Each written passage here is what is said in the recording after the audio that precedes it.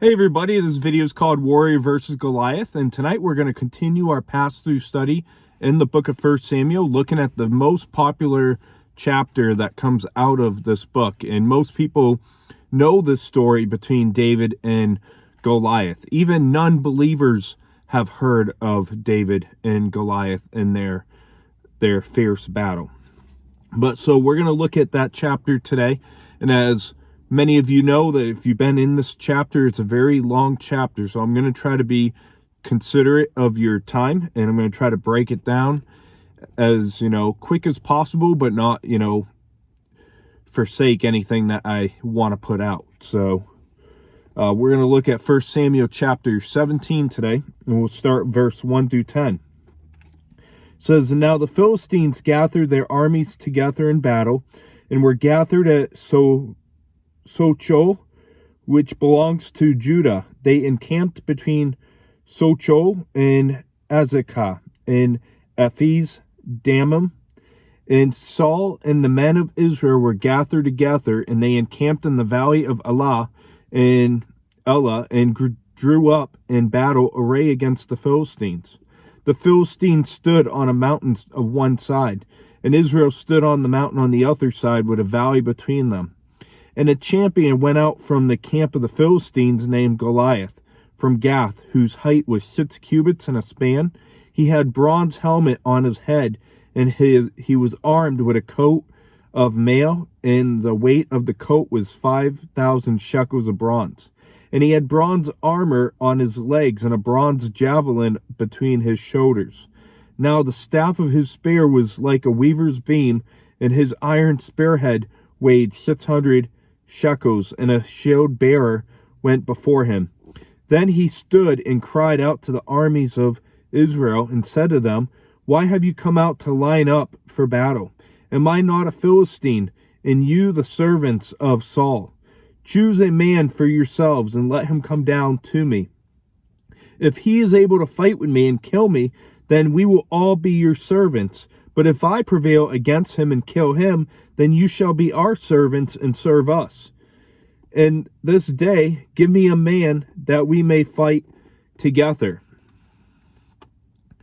So in the first 10 verses here, following the anointing of David and his installation into the court of the king, there's an update on the situation in Israel in regards to Israel's enemy. And Socho and Azekah were towns of Judah that you can find back in the book of Joshua chapter 15 verse 20 and Joshua 15 verse 35, as well as later on in the book of Jeremiah 34 verse 7. And it was approximately about 15 miles west and 17 miles northwest of Bethlehem.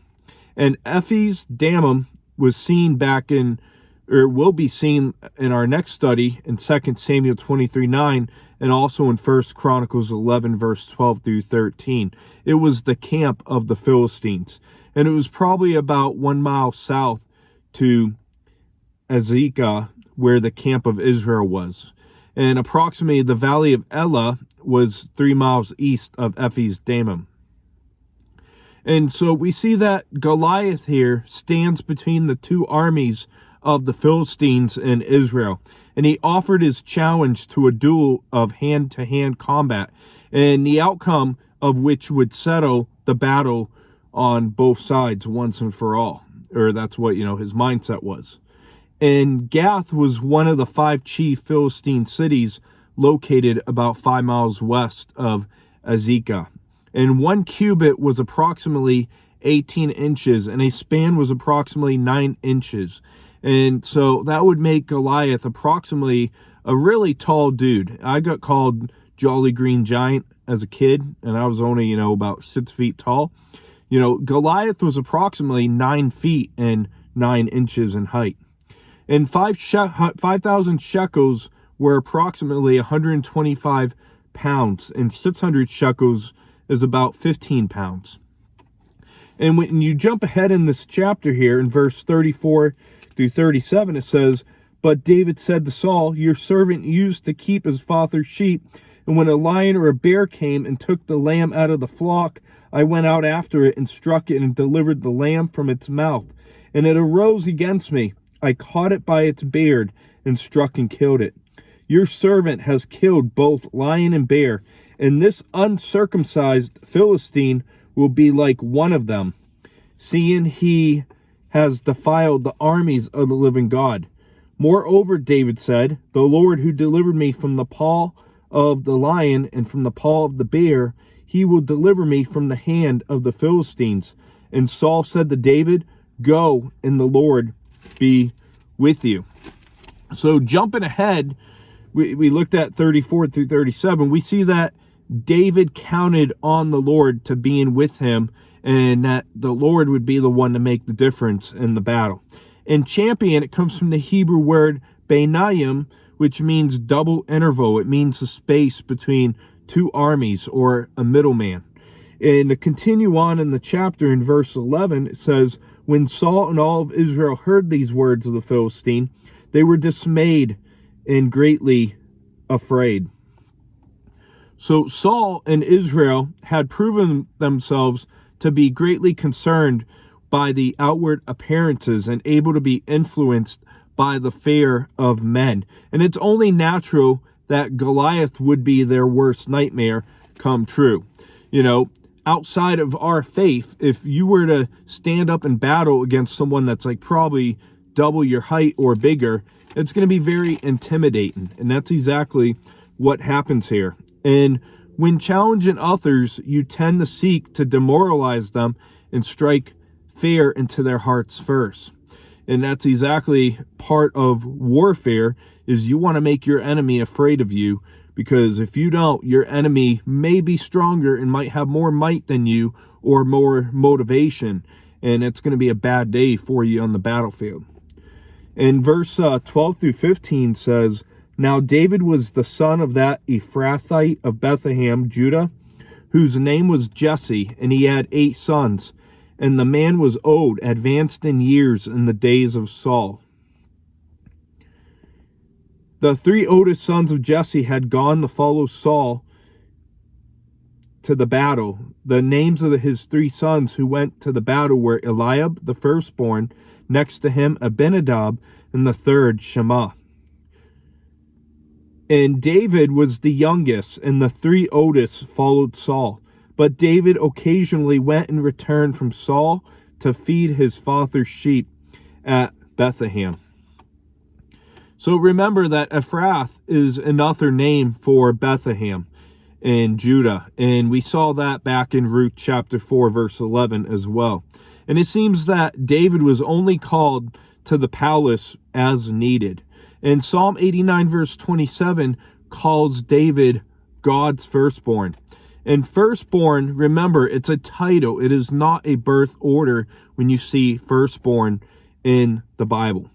And David learned important lessons regarding the weight of responsibility during this time. And these lessons would later be put into use while ruling over Israel. And verse 16 through 21 says, and the Philistine drew near and presented himself 40 days, morning and evening. Then Jesse said to his son David, take now for your brothers an ephah of this dried grain and these 10 loaves, and run to your brothers at the camp, and carry these 10 cheeses to the captain of their 1,000, and see how your brothers fare, and bring back news of them. Now Saul, they and all the men of Israel were in the valley of Elah, fighting with the Philistines. So David rose early in the morning, left the sheep with a keeper, and took the things, and went as Jesse had commanded him. And he came to the camp as the army was going out to the fight and shouting for the battle. For Israel and the Philistines had drawn up in battle array, army against army. So day after day, Goliath taunted and he mocked the armies of Israel. He exposed them all, and especially Saul. He viewed them all as cowards. And in verse 20, we see the shepherd's heart of King David, or, to be King David. And when he left the sheep to run his errands, he ensured that the sheep were cared for. And the armies gathered on each hillside, screaming at each other across the valley. In verse 22 through 24, it says, And David left his supplies in the hand of the supply keeper, ran to the army, and came and greeted his brothers. Then as he talked with them, there was a champion, the Philistine of Gath, Goliath by name, coming up from the armies of the Philistines, and he spoke according to the same words. So David heard them. And then all the men of Israel, when they saw the man, fled from him and were dreadfully afraid. So we see that all the Israelite army was dreadfully afraid, and not one man wanted to stand up to take on Goliath. All the Israelite soldiers wanted to flee him when Goliath came out. And in 40 days and nights, Goliath would challenge them. And verse 25 through 27 says, So the men of Israel said, Have you seen this man who has come up? Surely he has come up to defy Israel, and it shall be that the man who kills him, the king will enrich with great riches, and will give him his daughter, and give his father's house exemption from taxes in Israel. That sounds very appetizing, to get tax deductions right here. Verse 26, Then David spoke to the men who stood by him, saying, What shall be done for the man who kills the Philistine and takes away the reproach from Israel? For who is this uncircumcised Philistine that he should defy the armies of the living God? And the people answered him in this manner, saying, So shall it be done for the man who kills him. So the reward of a daughter in marriage for a great victory over an enemy of Israel wasn't unusual, as it was seen back with Caleb giving Asa in Joshua 15, as we studied in June. And David knew that although Goliath's challenge had been issued to any of the individuals of the camp of Israel, Goliath's defiant attitude was a reproach to all of Israel. And Saul offers a 3-part bribe, including a cash reward and a tax exemption to fight and win against Goliath. And the soldiers, they focused on the danger of the battle or the material rewards to be won, while David focuses on, we're going to let this uncircumcised heathen push us around and bully us. It was going to have an effect on Israel's reputation. Israel's military was going to look like a bunch of sissies. And it would also have a influence against the honor of the living God. So David, he isn't just going to jump up to act like a big tough guy. He's doing what he does in this chapter to take a stand for the honor of our living God. And this shows that David was truly a man after God's own heart, as he cared about the things of God that God cares about. And he saw the problem in spiritual terms and not in material or fleshly concerns. And when the men of Israel said, This man, David said, This uncircumcised Philistine. And the men of Israel said, Surely he has come to defy the Israel, while David said that he should defy the armies of the living God. And the men of Israel said, The man who kills him, when David says, The man who kills this Philistine and takes away the reproach of Israel. So we see that David sees the situation in the Lord's perspective, but the men of Israel only see it from a flesh or a man's perspective. In verse 28 through 30 says, Now Eliab, his older brother, heard when he had spoke to the men, and Eliab's anger was aroused against David, and he said, Why did you come down here? And with whom have you left those few sheep in the wilderness? I know your pride and the insolence of your heart, for you have come down to see the battle. And David said, What have I done now? Is there not a cause? Then he turned from him toward another and said the same thing. And these people answered him as the first ones did. So Eliab was likely still feeling the sting of rejection of having his little brother chosen over him by God and Samuel. And he expressed his jealousy and anger, just like Saul is going to show his jealousy and anger to come. And I have no doubt that Eliab said to David that you hurt me. In verse 31-32 says, Now when the words of which David spoke were heard, they reported them to Saul, and he sent for them. Then David said to Saul, Let no man's heart fail because of him. Your servant will go and fight with this Philistine. So Joshua and Caleb exhorted Israel in the same fashion regarding the giant Anakim 400 years prior to this, as we studied earlier in the year in Numbers chapter 13:30 and Numbers chapter 14 verse 8 and 9. And the heathens' hearts, they fail at the name of the Lord, of the God of Israel. And we see it's the first time that David specifically volunteered to battle Goliath. And David, we see that he speaks bold words in this chapter. David is a bold man. And in verse 33-37 says, And Saul said to David, You are not able to go against this Philistine to fight with him, for you are a youth, and he is a man of war from his youth. But David said to Saul, Your servant used to keep his father's sheep, and when a lion or a bear came and took the lamb out of the flock, I went after it and struck it and delivered the lamb from its mouth. And when it arose against me, I caught it by the beard and struck and killed it. Your servant has killed both lion and bear, and this uncircumcised Philistine will be like one of them, seeing he has defiled the armies of the living God. Moreover, David said, The Lord who delivered me from the paw of the lion and the paw of the bear, he will deliver me from the hand of this Philistine. And Saul said to David, Go, and the Lord be with you.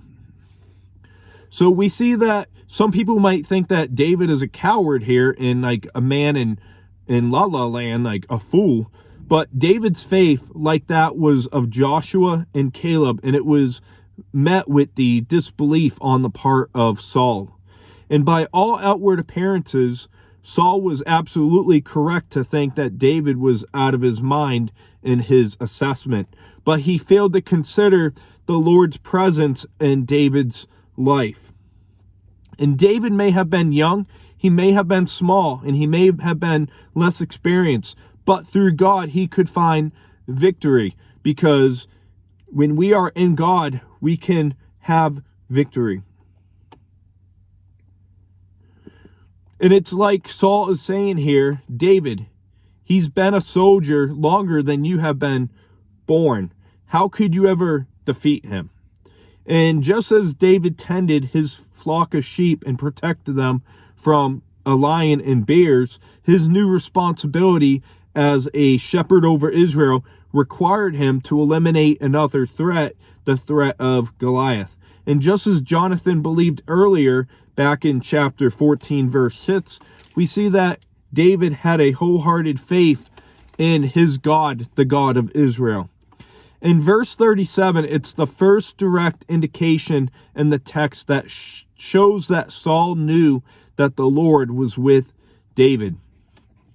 And to move on in verse 38-40, says, And Saul clothed David with his armor, and he put on a bronze helmet on his head. He also clothed him with a coat of mail. David fastened his sword to his armor and tried to walk, for he had not tested them. And David said to Saul, I cannot walk with these, for I have not tested them. So David took them off. Then he took the staff in his hand, and he chose for himself 5 smooth stones from the brook, and he put them in the shepherd's bag in a pouch which he had, and his sling was in his hand, and he drew near the Philistines. So Saul knew in the human mindset that if David was going to go beat Goliath, he would need to have the best armor with him in all of Israel, and the armor of a king he would need. And Saul tried to give the armor and put the armor on David of his, but it did not work, as personally it did not physically fit him. You see, David was likely a teenage boy at this point in time, you know, like I said prior, between the ages of 10 and 15.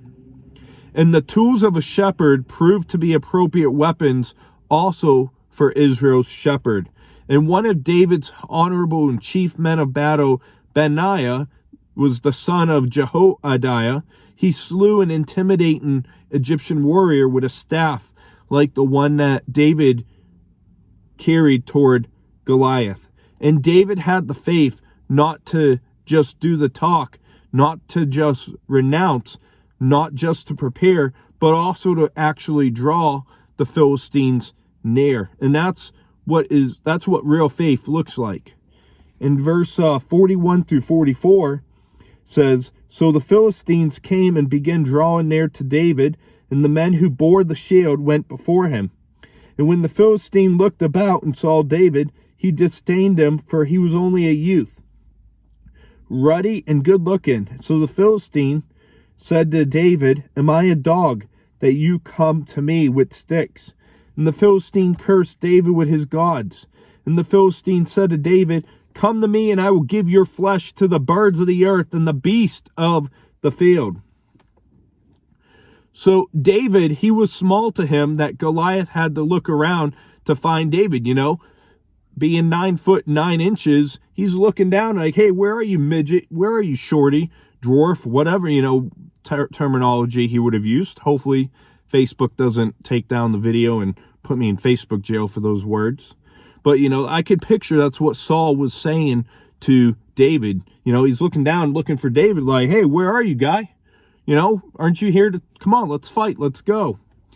And I like to think that it's like a toddler standing in front of me. And I can't tell you how many times innocently that, you know, I'll be walking straight and I won't look down, and, you know, it would be like church or whatever, and you'll have like a little like viper in a diaper, as Vodi Balkan would say. You got a little toddler, it runs out in front of your legs and you plow him down, you know. I chuckle at it a little bit, but, you know, it's scary when it happens. And, you know, I'm only 6 feet tall. So, you know, to a toddler, to me, they're, you know, like 2.5 feet, 3 feet, whatever. So when I'm walking around often, you know, especially in church, I got to look down to make sure, you know, a viper ain't running out in front of me.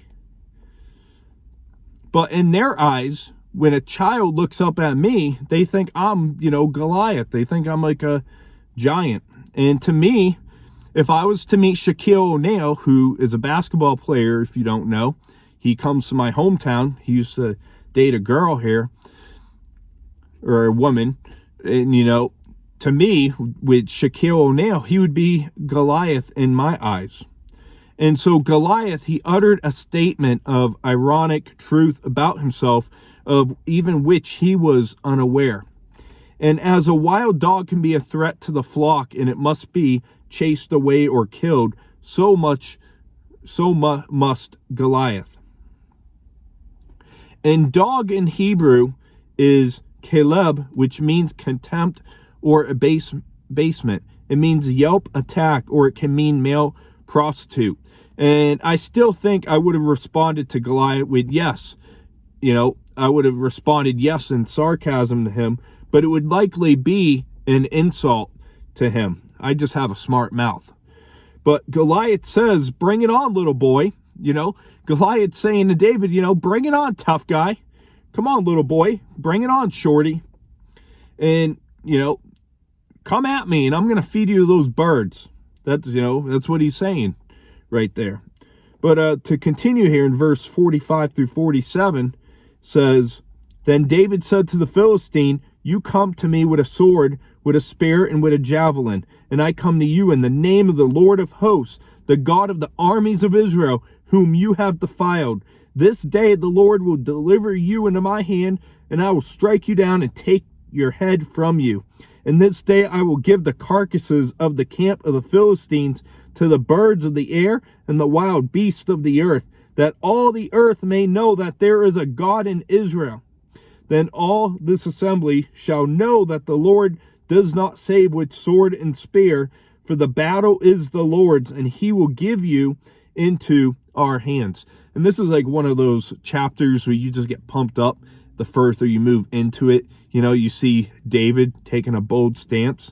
And so Goliath, he comes out in the battle in his own name, while David is coming out and declaring, you know, this battle is not just a battle between us. This battle is between the purpose, you know, of the Lord, of the hosts, armies of Israel. And, you know, David fought in the name of the Lord and for the glory of the Lord, whose name and glory will extend to the uttermost parts of the earth, to all the nations, just as stated back in Joshua 4:24 and 2 Samuel 22:50 and Psalm chapter 2. And David fully understood the chief issue. The Philistines were in effect challenging the Lord by confronting the Lord's people. And, you know, it's as if David here is saying to Goliath, you know, oh, those are some pretty fancy weapons you got on you there, pal. You got on you, mister. But I got something better than your weapons. You know, David, you know, he was at, you know, when you hear about like that show back in the day, or, you know, kids say the darnest things, it would be kind of like that right now. But it's, you know, it's one thing to tell Saul that he would kill Goliath. It's an entirely different thing to say to Goliath's faces, you're looking up to him, that, you know, I'm going to kill you, and, you know, give him nice, vivid details. And, you know, like I said, I love David because he is bold in God, as he knew that the battle belonged to the Lord. David knew what the outcome was going to be. And David's heart was for the world to know that there is the God of Israel. And notice in verse 47, it says, then all this assembly shall know that the Lord does not save with sword and spear, for the battle is the Lord's, and he will give you into our hands. We see that David is showing humility in verse 47. And David, he doesn't say, you know, in my hands, but our hands. And verse 48-49 says, so it was when the Philistine arose and came and drew near to meet David, that David hurried and ran toward the army to meet the Philistine.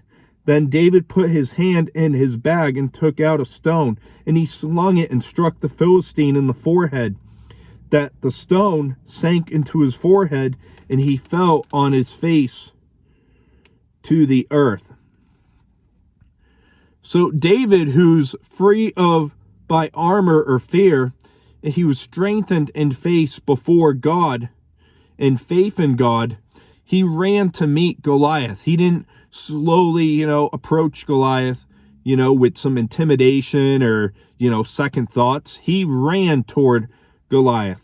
And Goliath drew near to quickly kill David. But we see that David had the calm hand and careful aim of someone who was really running in this battle and believing that this battle belonged to the Lord. And, you know, we see that he uses the sling that likely had a leather strap with a pouch in the middle to hurl a stone. And then we see that he kills Goliath.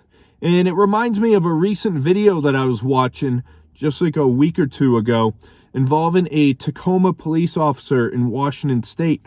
I was watching this video, and, you know, I think there was like a shooter or something in the neighborhood, a guy that was armed or some sort of threat. The police officer arrived at the scene, you know, up the roadway. He gets out of the car, just walks normal, gets in the back, you know, grabs his M4 or whatever rifle that he was grabbing, puts the magazine in, like everything is as smooth as butter, like nothing's happening. And, you know, he turns around from the car and he aims right on the bad guy and takes him out. One shot, no adrenaline shown whatsoever. And I wonder if David was free of adrenaline when this was happening. I strongly believe that it was like a fact that David was not facing any adrenaline against Goliath. And I personally believe that he was. And just as the Philistine god Dagon fell on his face before the Lord, that you might remember back in chapter 5, verse 1 through 5, now did his worshiper fall on his face in defeat. You know, Goliath was a worshiper of Dagon, and now he falls on his face just like their false god fell on his face.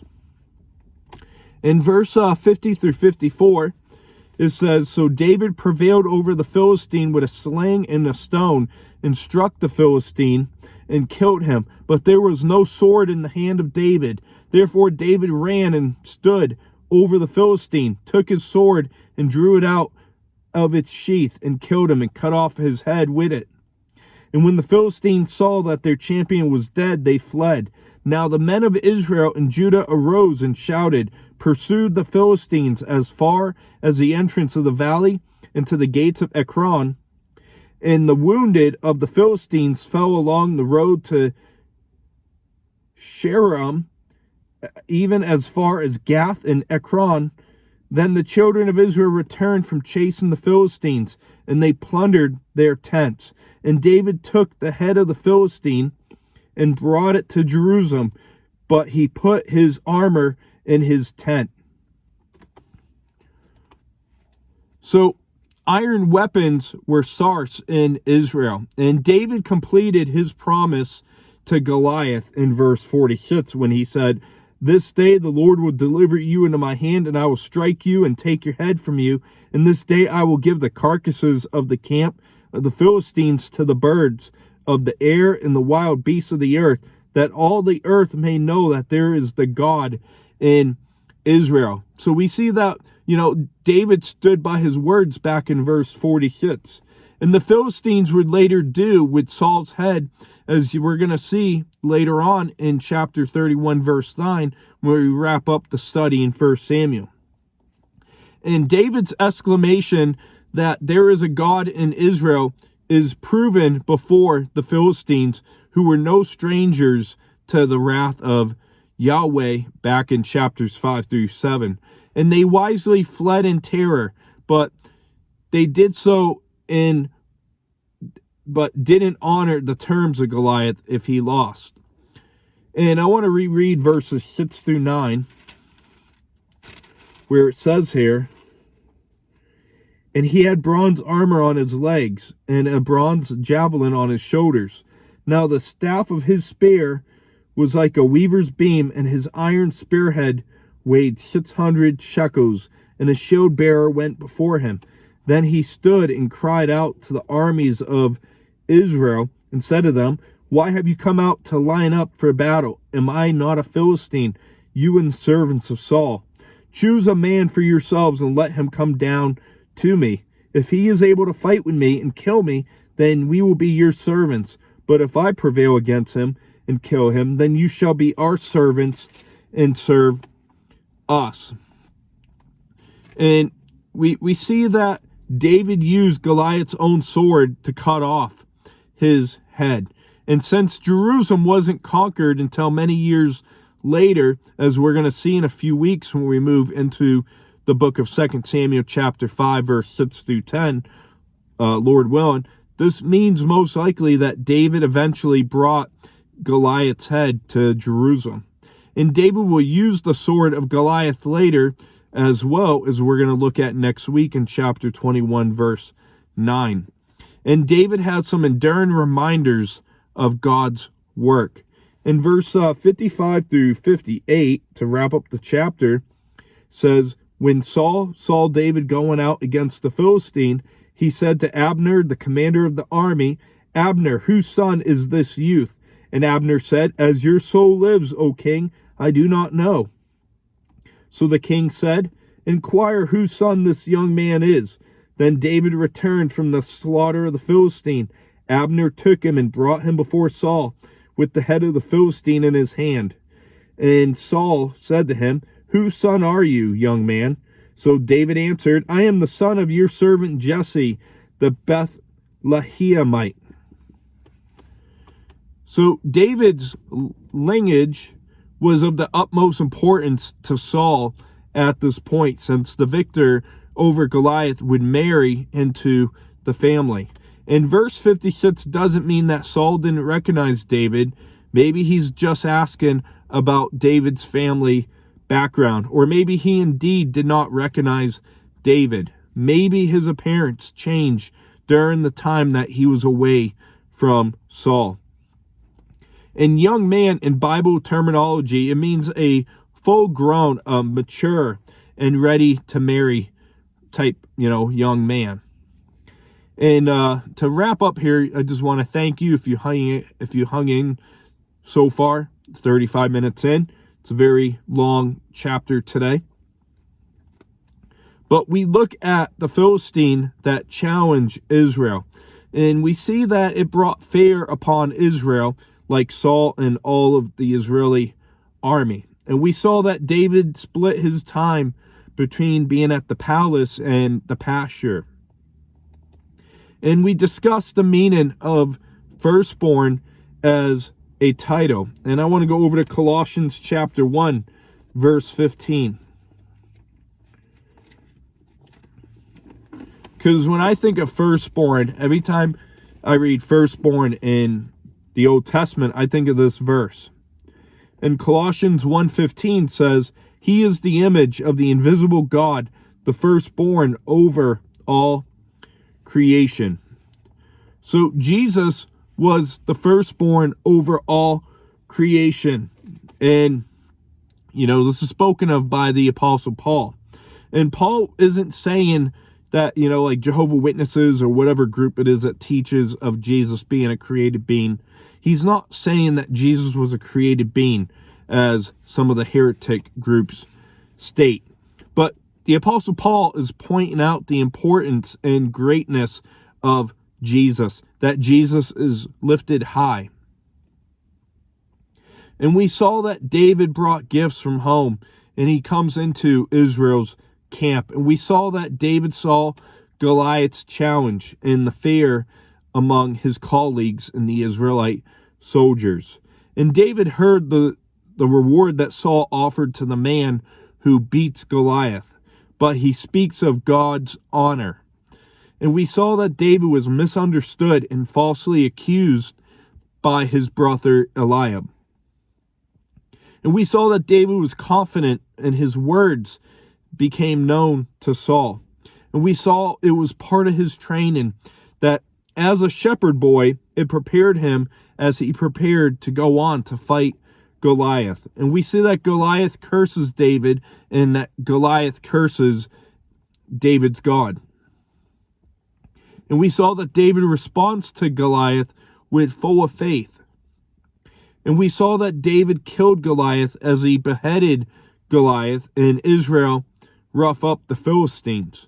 And we see that the chapter wraps up with Saul meeting a victorious David. And we see that a great victory is won through David. And I believe, when I study David in the Old Testament, I want to go over to 1 Timothy chapter 4, verse 12. And, coming into faith as a young adult myself, teenage years, even teenage, whatever you want to call me back then, it says in 1 Timothy 4:12, let no one despise your youth, but be an example to the believers in word, in conduct, in love, in spirit, in faith, and in purity. If you're listening to this as a young Christian in your teens, maybe 20s, don't let anybody look down on you. God has a purpose for you being in him. And David, he led by example, and he led Israel to great victory. And while David won a great victory in this chapter today, against this big Philistine giant, Jesus won the greater victory at the cross. And I know a lot of people, they like to take, when they look at David and Goliath, they like to try to equate where they make themselves as David in their life. in situations as Goliath, their problems and everything, that, they're going to conquer their problems and everything. But, when we go through this chapter, we should think about the victory that Christ has won ultimately over sin, and he conquered the cross. And David's victory is a picture of the victory that Jesus has won for us. And it's not a story about facing your problems or trials. And Jesus and David, they represented their people. They were scorned and rejected by the brethren. So we could see many similarities between David and Jesus. But may we always remember that the story is more than just a cool story, that it has a purpose pointing us to God and what Jesus has done for us. And that's going to wrap up this video for today. We'll see you next, as we're going to look at a conflict between Saul and David. And I know it's going to be more than obviously this one video where we're going to see conflict between Saul and David. But, that's where things start to turn downhill, especially more for Saul. So I hope you have a great rest of your night. Thank you for hanging in. God bless. And we'll see you tomorrow.